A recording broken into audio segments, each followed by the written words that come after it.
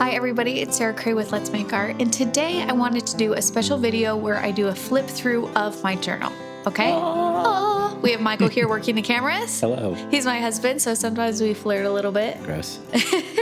Okay, so if you guys follow me or not, just to give you an overview, I like to do morning journal paintings every weekday morning. It's how I start my work day. It just like keeps my creativity flowing. And I have learned over years that as someone who has to kind of paint a lot for her job, there are habits you have to implement to keep your creativity alive. And having like a free journal painting session every morning for me is one of those things that I do that's super helpful that I love. This journal that I have here is a Bella Classica journal.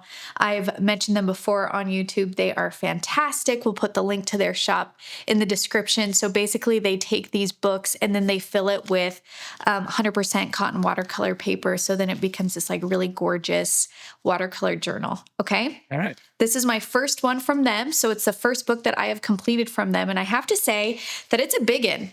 Yeah, that's chunky. Like this is the one I'm currently working on now from them. So it's quite thick.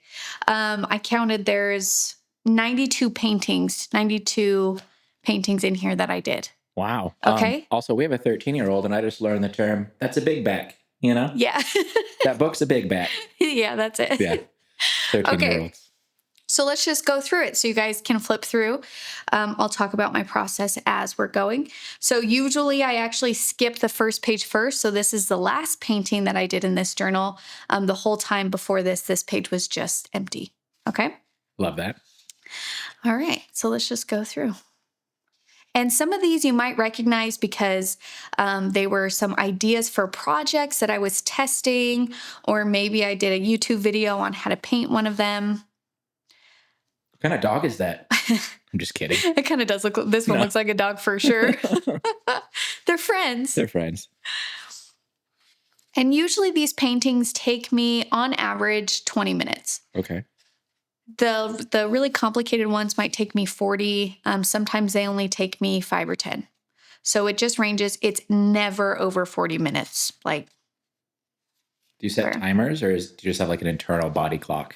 I just know because I always film it because I post them on Instagram so I can see how long the videos are after. Gotcha. Some of them are based off of photos. So this was a photo I found on Pinterest. And then some of them are just like, this is a butterfly that I have in my studio. I have a dried butterfly that I wanted to paint. So this was just something that I was painting in my studio. This was off of a photo. And when it comes to my journal, I give myself complete creative freedom. I'll do whatever I feel like. So whether that's based off of a photo that I kind of screenshot and saved, if it's based off of an idea that I had in my head, if it's based off of just going with the flow and not really caring, you know what I mean? Like, It just depends. I usually try and paint seasonally. So can you guess what season I started this? Definitely spring, right? Oh, absolutely. Absolutely. I like that fall witch. I mean, don't go back, but there was a witch. The witch Silhouette. Oh, that one's good. Yeah, I think I did that one like really close to Halloween. This one was fun too. And so again, it's just kind of playing around. I love this spread. I feel like this spread captures fall to me. Yeah.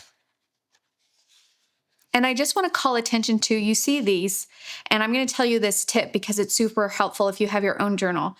When I do atmospheric painting, when I'm using a palette knife and stuff, I use a thick amount of paint. And even though it feels dry, it actually is still moist like underneath because of how thick it is. And it can cause tearing and sticking. Do you see this? Yeah. If you take your Dorland's wax and actually wax your page when you're done painting it, both sides, then that will not happen and you won't have any paint sticking back and forth. So it's a way that you can preserve your painting and that your paint won't transfer if you work with really thick paint in your journal. Okay? If you Dorland's wax it, there's no touching up the painting though afterwards. Correct. After you Dorland's wax it, it's done. It's finished. And then this one I was trying different, like if I liked the transparent layers or the wet on wet technique. So I was just exploring different ideas. There's that dog again. That dog, that darn dog.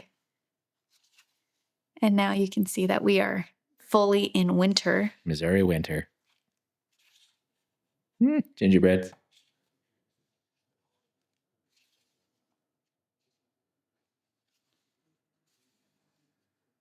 And I think a lot of these ones we actually have on YouTube, you guys, on the shorts.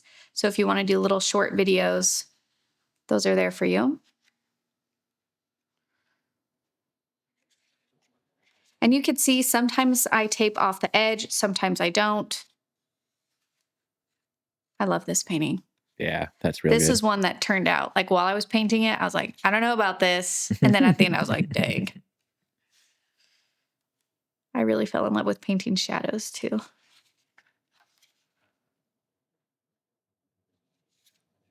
Somebody asked if I sign and date my journal paintings. I do not. I don't sign them because it's my personal journal. So I feel like it's a given. However, dating them is not a bad idea, actually. Especially like this is probably my third or fourth journal that I've completed. And the previous ones, it would have been nice to know, the days of the journal, Mm-hmm. You know what I'm saying? Yep.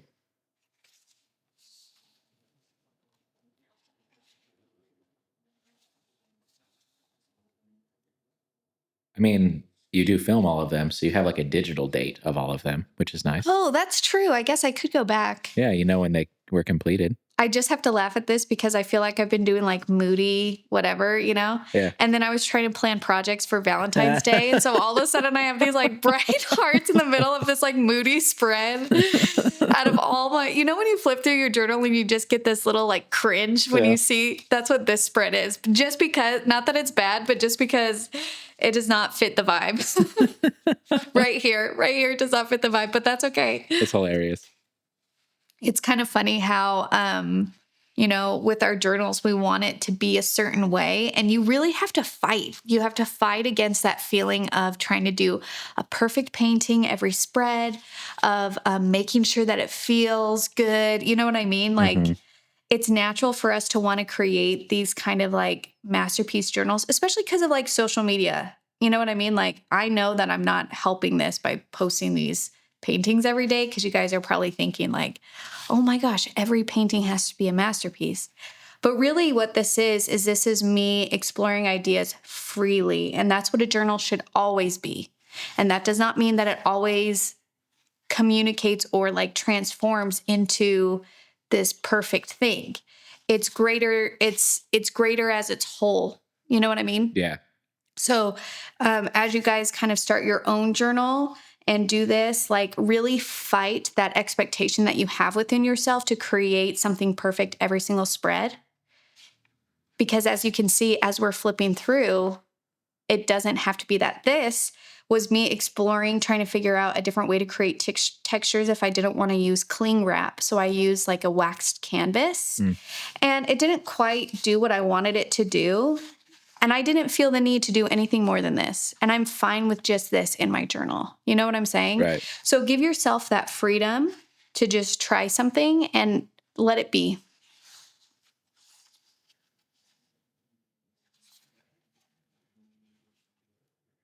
This one, I couldn't figure out how to do negative space painting. I had to practice. I'm like, wait, how do I do that? We got it eventually. I did. Here it is.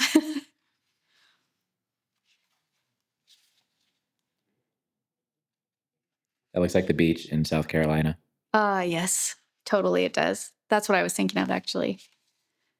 I was so dang proud of these clouds. This was the one that I like barged into your office, Michael. Do you remember? I was remember. like, look at this. Yeah, I do remember. You at home don't know this, but in college, Sarah did like a whole semester on painting clouds. I did. And it feels good to do them in watercolor. That was in like oil and acrylic. And so watercolor, I'm still really trying to master them. And then this is the end. And here's a little pocket that they put at the end if you want to put anything in here. Snacks. Snacks, preferably. So that's my journal spread. I would have to say that probably one of my favorite spreads out of the whole thing is this one right here. Oh, yeah. I love this spread. Oh, but I also really like this one. and the next one. And this one. This one is also, you know what I mean? Like you'll just fall in love with different spreads. I like the heart candies one. The heart candies, this one. Yeah. So anyways, I can't think of any other things. If you guys have questions about it, feel free to leave them and maybe we can do another video about it if I didn't answer any questions. But that was just my journal flip through for those who were asking once I posted that I finished it. And on to the next. So thanks so much. I hope that this was fun for you. And I hope that it kind of inspires you to create your own journal practice. And even if it's something where obviously I put out lessons on YouTube and with our, on our digital website at letsmakeart.com. And so I just want to say that sometimes doing all of those in a journal is actually excellent because it's a smaller page, which makes it not as intimidating. It's closed in a book. So some people are like, what do I do with all of that kind of stuff? So I highly recommend finding a journal that you really love and just creating a journal practice. It's so good for your creativity. It gives you so much freedom. It allows you to play because one, it's just a piece of paper. And the beautiful thing is you turn to the next page and you start fresh, Mm-hmm. I do paint front and back on these.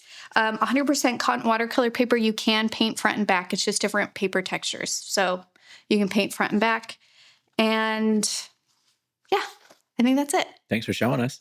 Thank you so much for being here. I'll see you guys next time. Bye.